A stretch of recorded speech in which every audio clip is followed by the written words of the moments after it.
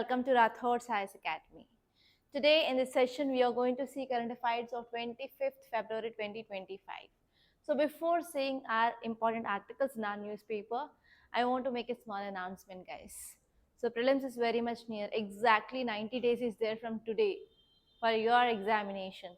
So this 90 days is more than enough to prepare well, and you can increase your chance of clearing your prelims.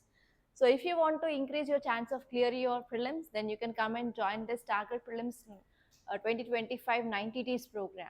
So this program had been started today itself, and I am very late for this analysis because we conducted the first day test here, and I was very happy that there is a good response from the students and their score is around 20, more than 20 for 25 questions.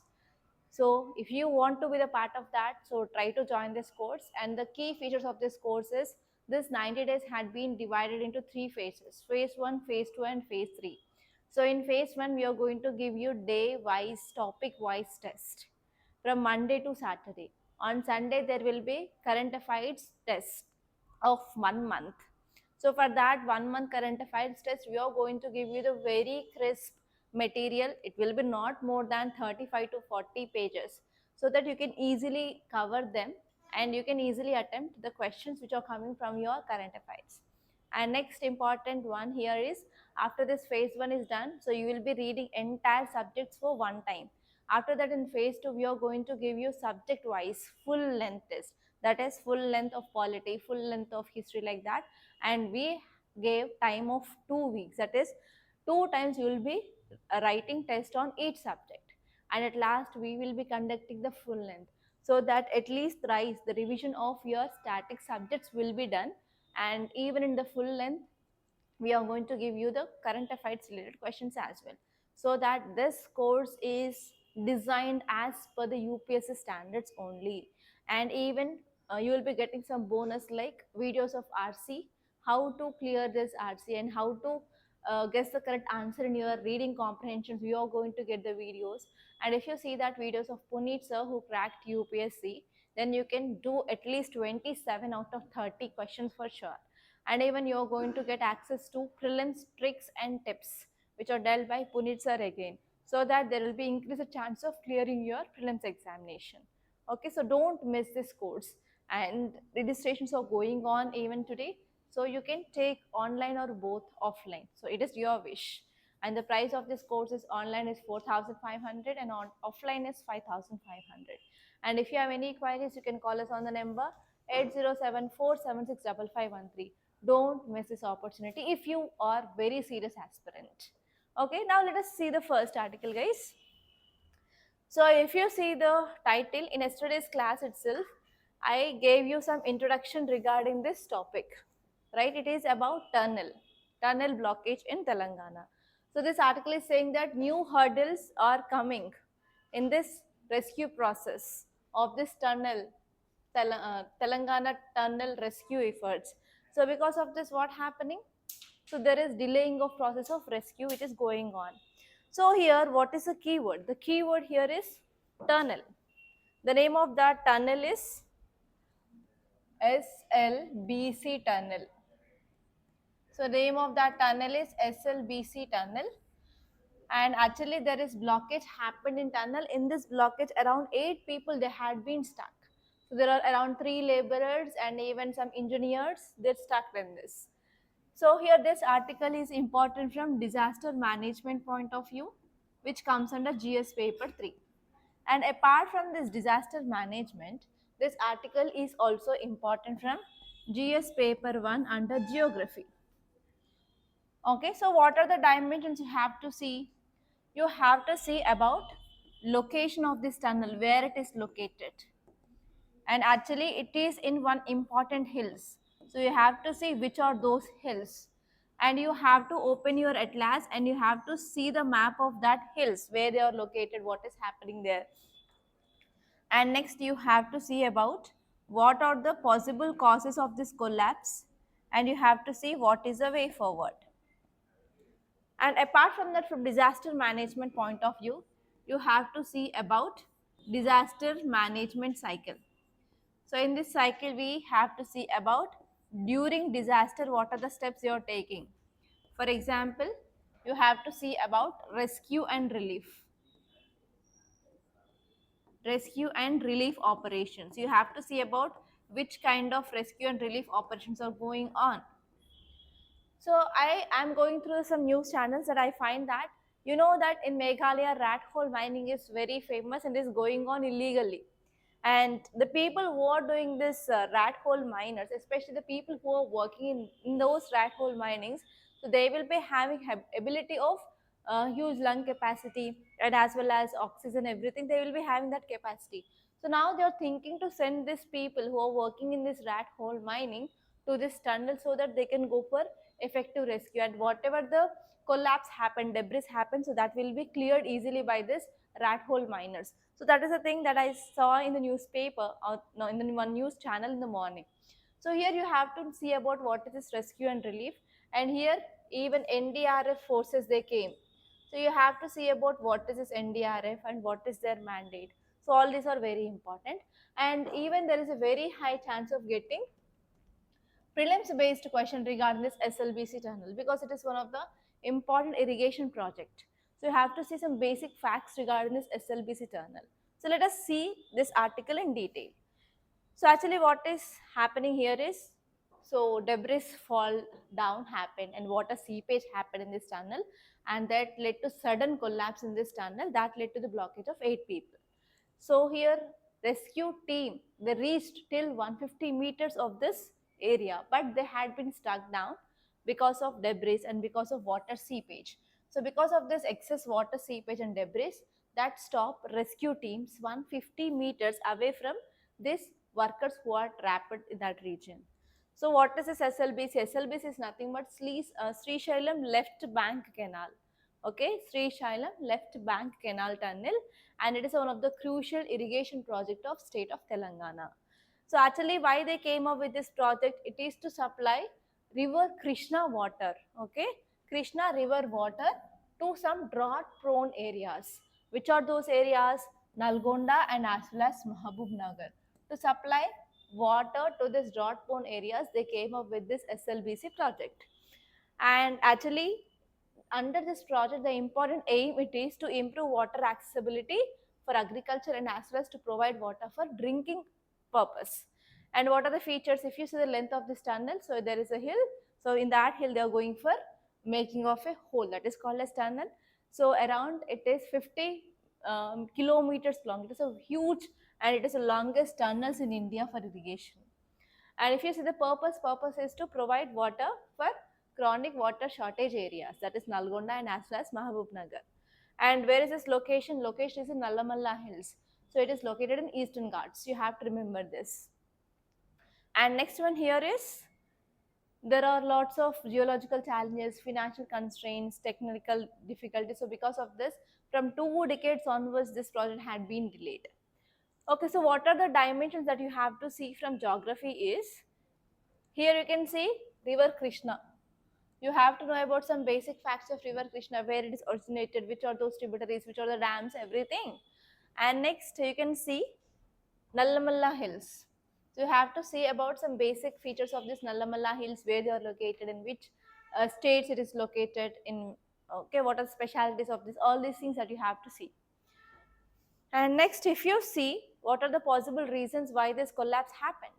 So first possible reason here is there is very weak geological condition. So this tunnel which passes through this Nallamalla hills, and this hills which mainly consist of very fragile rock formation, they are not much stable. So whenever they are going for digging, drilling in this area, it led to this falling or collapsing. And next one here is, there is also very loose rock formations and even faults are there here. So because of this, this structure is not at all suitable for this tunnel. And next one here is water seepage and leakage is happening. So according to some reports, so whenever the maintenance work is going on in some areas, so they find that there is leakage of water. So here they didn't fix this leak. So this is also one important problem that they find. And next one is, there is a very poor maintenance and as well as there is very delayed repairs because of lack of timely inspections and as well as maintenance that allowed this cracks of this rocks weak, and because of that, what happened? The water seepage is happening. So it is because of some errors in human. And next one here is, whenever they are carving around 3-meter section of tunnel roof, so here they didn't focus on concrete reinforcement, and even they didn't focus on the structures which will decrease the erosion. So this is also an important reason, and even because of technical and as well as human factors also, that led to the risk of this tunnel collapse. So what can be done? What is the way forward? The first one here is, we need to have geotechnical studies. So whenever government is trying to plan that kind of tunnels, especially in ecologically sensitive areas, first we have to know whether that structure is going to support it or not. So we have to focus on design and construction of tunnel project, and especially we have to go for petrographic analysis. So we have to go and see the rock structure, whether it is igneous rocks or whether it is sedimentary rocks or whether it is metamorphic rocks. If it is sedimentary, there will be the high chance of collapse. If it is igneous, then that structure is very strong. So like that, we have to go for studying of rocks first, and based on that we need to incorporate the design, and we have to go for construction of that project. And not only that, whenever we started this project, we have to go for regular monitoring. It is very important. So we have to go for regular site visits, and we have to go for checking of probable failures. And next one is, we have to go for support of these tunnels also. Like whenever we are providing any supports for these tunnels, for example, if this is a hill, so here we are going for uh, designing of a tunnel. So on the roof we will be giving some support which is made up of concrete. It is called as shotcrete. Shotcrete is nothing but it is a sprayed concrete that works as a membrane, and it will prevent the collapse. So we have to test whether it is strong enough to stop this collapse or not, shotcrete. And next one is, there will be also some kind of rock bolts and as well as some kind of metal that we can use, so that it will be giving anchoring, that is support. Whether it is having that much capability or not, we have to test that. And even whatever the tunnel pipes that we are using, so whether they are adequate or not, so we have to go for proper testing before using such kind of supportive things. And next one is, we have to go for making of even arrangements for safe evacuation in case of collapse. So actually, if you go to any bus, so there will be one window there, they will be writing for emergency exit. For example, if you go to any hospital, there is a separate route that they will give you the direction regarding emergency exit. If something happens emergency, that means there is a route that should ensure that the safe evacuation of the people, safely the people who are there in the tunnel, they have to go out. So we have to also need to plan that for sure, that is safety exit. So in this way, if you are taking some steps, then obviously we can avoid this kind of tunnel collapse in the future. Okay, so this is a thing that you have to remember. And now let us see the next article. Title says, Sacred Groves Destroyed, Turned into Tiger Enclosure, alleged Similipal Tribals. So actually this article is talking about two important things. First one is sacred groves.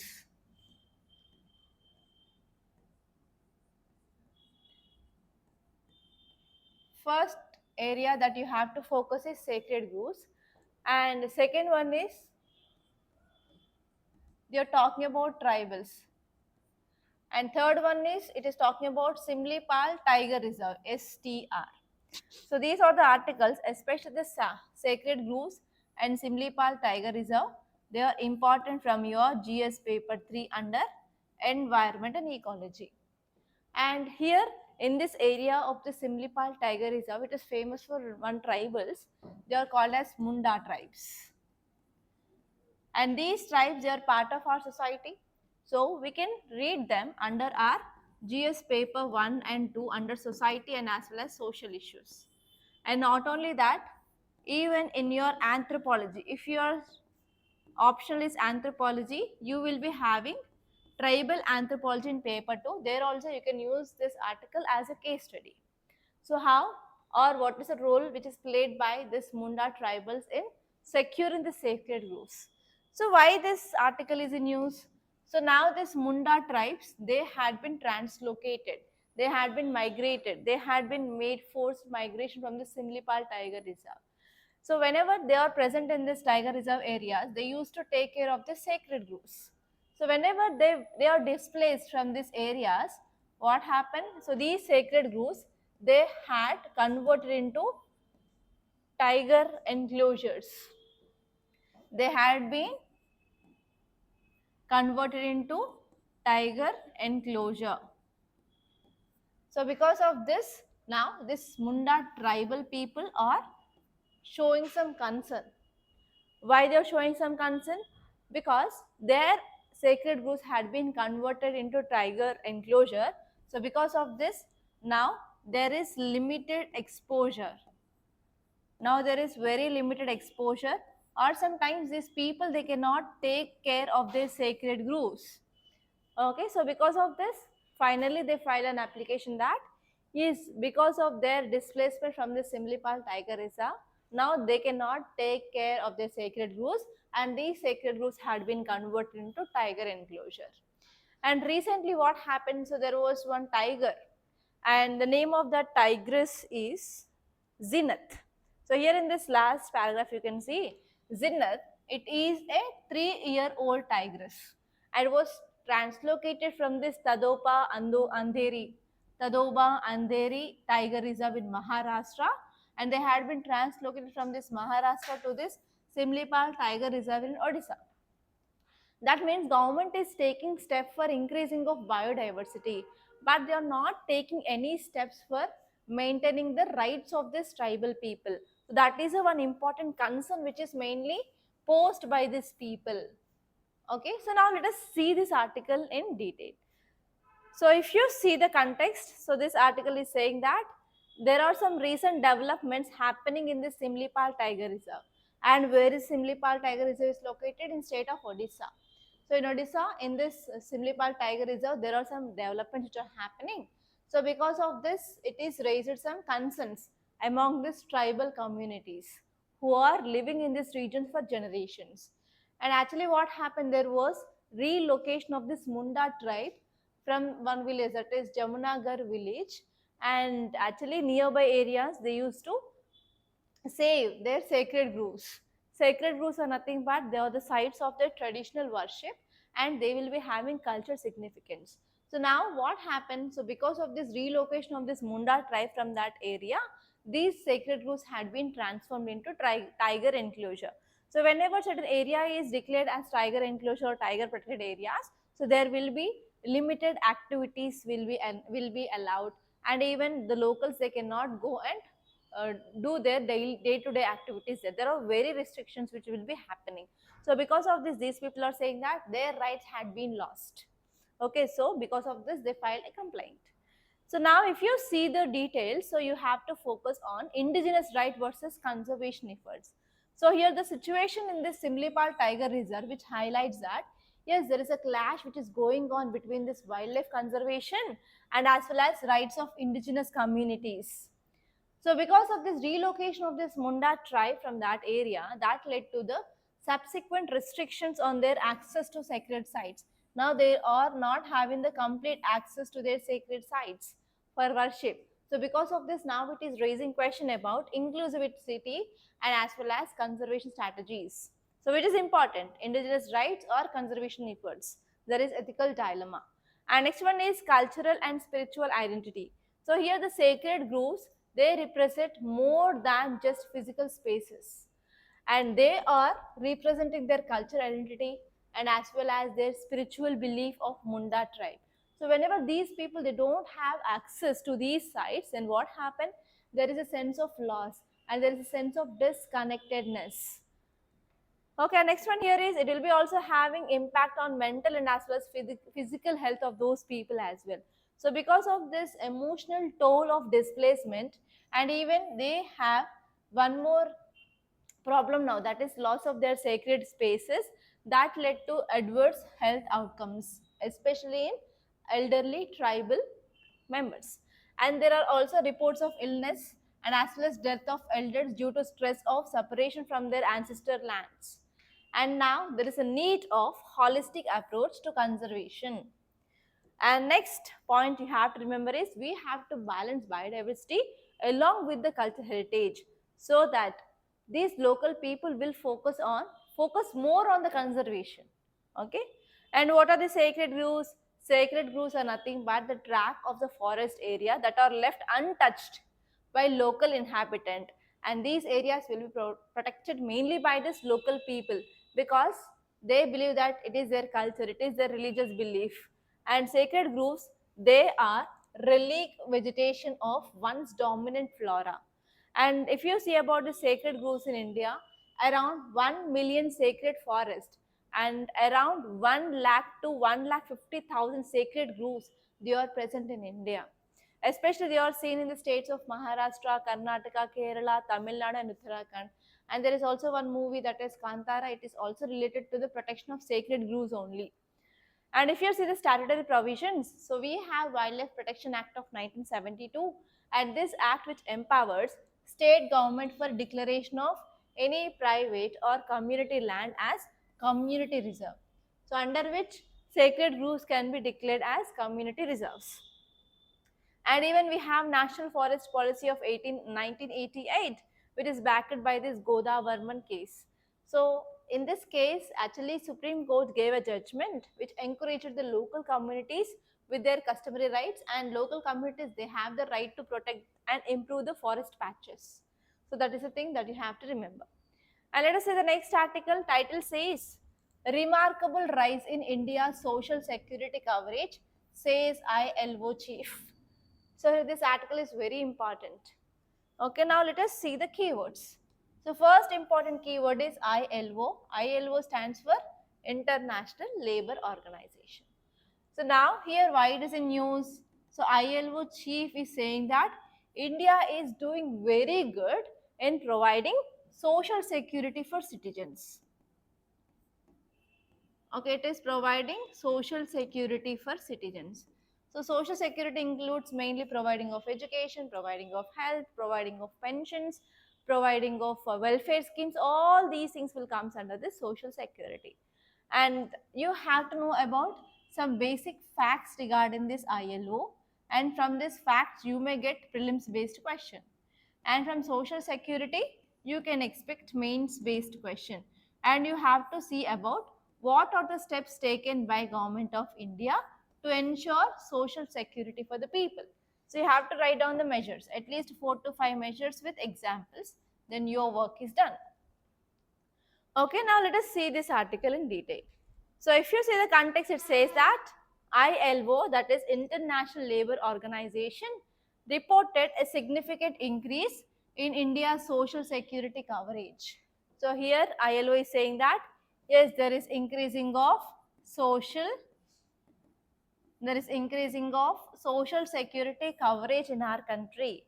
So what is the proportion? Earlier it was 24%, from 24 to 49% of increasing of social security coverage increased. That means it is a great and huge success for government of India. So now let us see the important points which are given in this article. So first one is there is increased social security coverage, that is, as I said, from 24% to 49% there is increasing of social security coverage. That means we can understand that government is taking lot of steps for providing of policy and as well as public engagement, and government is focusing on social protection, and government is also focusing on addressing the critical needs of growing population, and government is focusing on economic growth and as well as stability. And next one here is, whenever we are coming up with partnership with this kind of organizations like ILO, it will also says that yes, we can achieve social goals, and whenever we are having this collaboration, that will be very helpful for access to the resources, access to the best practices, and as well as expertise as well. And next one here is, yes, whenever one organization, international organization is saying that yes, India is doing good, increase this access means yes, India will become as an example for other countries, so that they will also take best practices from India, so that they can also increase their social protection. That will lead to increasing of economic growth and as well as social initiatives. And next one is, yes, we are also taking a lot of steps for improving of employment. For example, government launched this e-shram portal for unorganized laborers, okay, like that. And even especially we are focusing on economic transformation as well, especially lots of steps taken by the government of India which are towards economic transformation, and even not only growth but even development as well, so that it is focusing on both social and economic advancements as well. So if you see some facts regarding this ILO, it is a specialized agency under United Nations, and it is mainly focusing on improving of labor conditions and as well as standard of living of people throughout the world. And it had been created in 1919 as a part of Treaty of Versailles. So if you have studied your world history, so you will be knowing about this Treaty of Versailles, which had been signed after World War I. And next one here is, in 1946, ILO became a specialized agency of newly formed United Nations. And how many members are there? There are about 186 out of 193 United Member States. So those are the things that you have to see. And let us see the next article. So title says, our aim it is to reach defense exports worth rupees 50,000 crores by 2029, says our defense minister. So whenever any of our government delegate gave any statement, so that will be very important, guys. You may get a mains question directly. So here, whenever our defense minister says that we have to improve our exports, so how can we? So we started recently, right, exporting of some important equipments of defense to other countries. So which is that equipment? There is nothing but BrahMos. We exported to different countries, and different countries are also having agreement for getting this BrahMos from India. So how our defense minister is saying that we are going to achieve this? So here you have to know about what are the steps taken by our government of India for boosting of our defense related exports. So if you see that, then your work is done. Okay, so actually here our defense minister is saying that India achieved around 88% of self-sufficiency in defense production, and actually defense exports had reached about 23,000 crores as per 2023 to 2024. By 2029 we have to double that, that is around 50,000 crores. Okay, it is a thing which mainly set. So now let us see what are the initiatives taken by government of India. If you want, you can make a note. First one is Make in India policy. So when it was launched in 2014, so Make in India is nothing but we are focusing on development of our defense related equipments in our country. That means we are supporting domestic production and research and development and technological advancements in this defense sector in India. And second one is Atmanirbhar Bharat, that is nothing but self-reliant India campaign. So it was introduced in year 2020, and especially we are focusing on improving of production in India itself, so that we can decrease our reliance on foreign countries. And next one is government developed this integrated guided missile development program, and under this the aim it is to create 5 missile systems. That is very important, and that is an important milestone for our India's indigenization. Under that we have Prithvi, we have Nag, Agni, etc. And next one is government also came up with this policy called as defense procurement policy. So according to this Dhirendra Singh committee recommendations, so we came up with this defense procurement procedure of 2016, so which had replaced this policy of 2013. And here in this new policy, we are focusing on indigenously design, that means design in India, and as well as developed in India and manufactured in India. And not only that, we are focusing on fast track acquisition process of weapons. Okay, so that is a change. And this one is even in our FDI policy. So it states that only 49% of country's total foreign investments may be made through government route. Through government route, only 49% of FDI can be attracted in this defense sector. So because of this, we are focusing on improving our production in our country. And this one is government came up with this scheme called as region scheme in year 2020, and it is focusing on encouraging of industrial indigenization. And even defense ministry also developed a portal called as region portal. So in this way, lot of steps taken by our country for indigenization of defense. And let us see the next article. Title says Internet shutdowns highest in 2024 globally. India tops in government ordered curbs. So actually this article is talking about one report, and this report says that internet shutdowns are happening across the world, and especially in the recent past Myanmar had imposed more number of internet shutdowns, and second country is India, third one is Pakistan, fourth one is Russia. Like that, here we have a bar chart which shows about internet shutdowns are highest in which countries. So it is highest in normally Myanmar, India and Pakistan. So here in earlier classes I clearly said about what is internet shutdown. So why government will be imposing shutdown or ban of internet in certain region for a certain period, why? For example, to maintain law and order, especially in this Manipur region also internet shutdown happened, and normally in Jammu and Kashmir it happens. And if government is conducting any examination to control malpractice also, government can impose internet shutdown in this nearby regions of conduction of examinations. Okay, so like that. So normally if you compare with the earlier internet shutdowns in India and this year, so this year we are having comparatively less number of internet shutdowns. That is the thing. So just see about what are the major causes for this internet shutdown. So please make a list of 5 important reasons why there will be internet shutdown in India. And now let us see the next article. Next article is about fencing out interfaith relationships in the new India.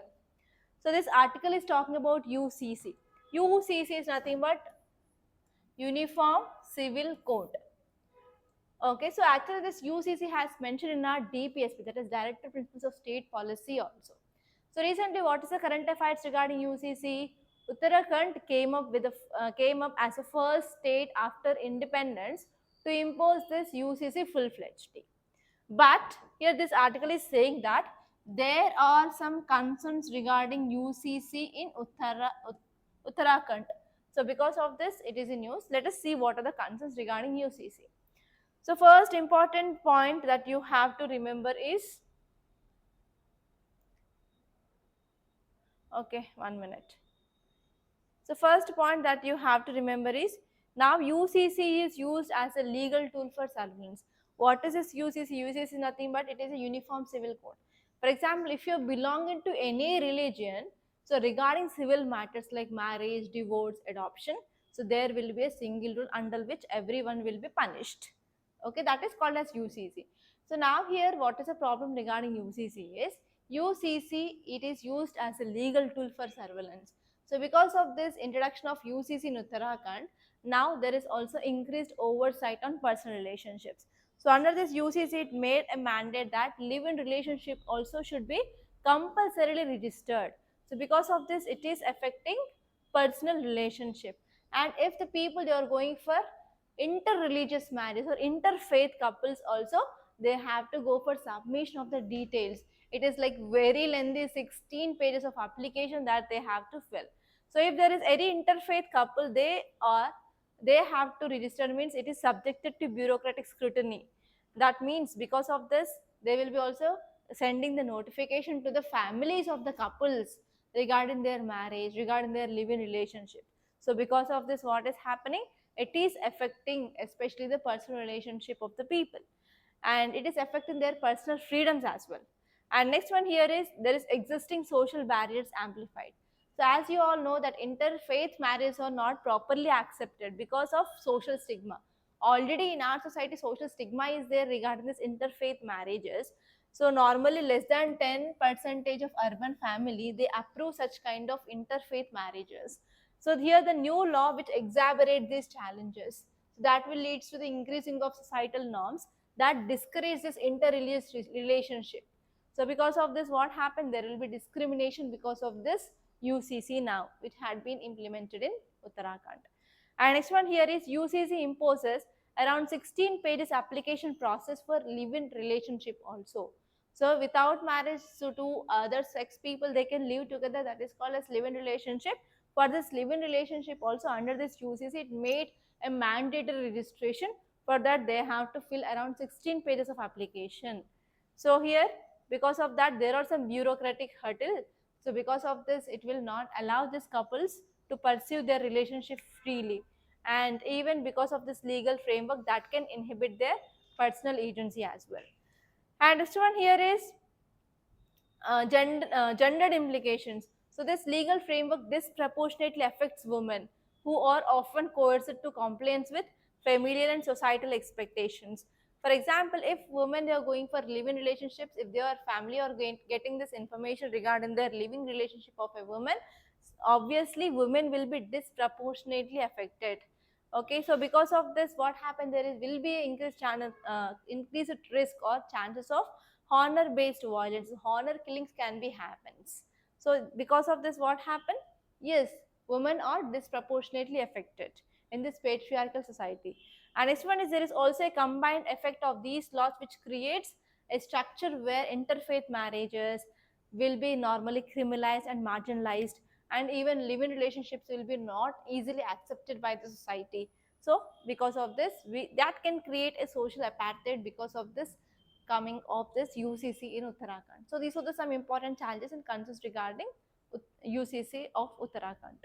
So just remember this point, it is more than enough. And next article here is RTI is now the right to deny information. All of you, if you have read your ethics and as well as GS paper too, you might know about this Right to Information Act. So this Right to Information Act, which came in year Act 2005. In 2005, this Right to Information Act came into picture. So under this, if you want to get that information from the government, so if you are applying this RTI, so within the prescribed limit, you will be getting information. So that it is improving transparency and as well as accountability in our governance making process. But what happened nowadays, there are some challenges which are there in this RTI Act. So because of this, they are not giving proper information. So now you have to see what are the challenges we have in this implementation of RTI. That's it. So this topic is very important from your mains. And now let us see the details. So actually, this introduction of RTI in 2005, which has meant to shift the power from bureaucrats to citizens. Now citizens have access to the information of the government, so that the citizens are getting empowered, so that we are focusing on improving of accountability and transparency in this governance making process. However, in some initial stages of transforming of the power, so there are some significant resistance from the public officials why we have to give information like that. But later on, what happened? Government, yes, it is providing the information, but in the recent time there is no proper appointments of information commissioners. So here we are having the here we are having the vacancy of this information commissioners post. So because of this, what happened? There is ineffectiveness of information commissions. So establishment of information commissions, they are not properly effectively working. So because of this, what happened? There is increasing of pendency of the cases before them as well. And even there is also one judgment which is given by the Supreme Court, that is also focusing on personal information which has been complicated this RTI. For example, right to privacy is a fundamental right. So is that correct to give the information of a person because it is affecting their right to privacy? So because of that, case put to form a judgment of Supreme Court because of that right to privacy. Now here personal information is also has been complicated under this RTI. So because of this, what happens? Citizens are seeking information about the public officials, like how much corruption they took, how much salary they are getting, so how many cases they are there. So in that way, people they started asking the personal information of the public officials. So because of this right to privacy, which is a fundamental right, so now again there is an increasing of complications in giving of information under this Right to Information Act. So this shift not only undermines accountability, but now even it is also raising the ethical questions about privacy and as well as transparency. Ultimately, that is winding up or that is removing this original objectives of RTI Act. So these are some challenges which are given in this newspaper article. So try to dig more and try to make a clear cut notes of this RTI Act. And even in my ethics class, I gave you the clear notes of this RTI. So open that notes and at least try to go through that once. You have to see what is RTI, what are the main objectives of this RTI, what are the advantages, what are the disadvantages, what are the challenges. So all these things that should be there in one A4 size sheet, so that it will be very useful for revision purpose. Okay, so these are the important topics that happen in our today's Hindu newspaper. So by this I'm concluding. Thank you so much guys for watching, and don't forget to like this class and share this class to your friends, and do subscribe to Rathods Science Academy.